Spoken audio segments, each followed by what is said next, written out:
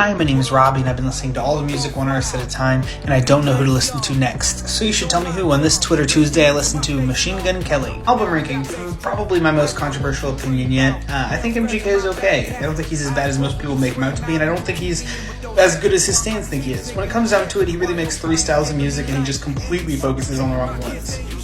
When he first started, he was a average white rapper, and now he makes below average pop punk music, but in between there and still a little bit now, he makes really good pop music. I think he's really good at pop, and I think that he's got a great ear for musicality, but when it comes down to it, it's really hard for me to enjoy somebody who I just know is a horrible person, and MGK is one of those. So, though I don't recommend listening to him for how bad of a person I think he is, if you're going to, here's where I think you should start. Hotel Diablo.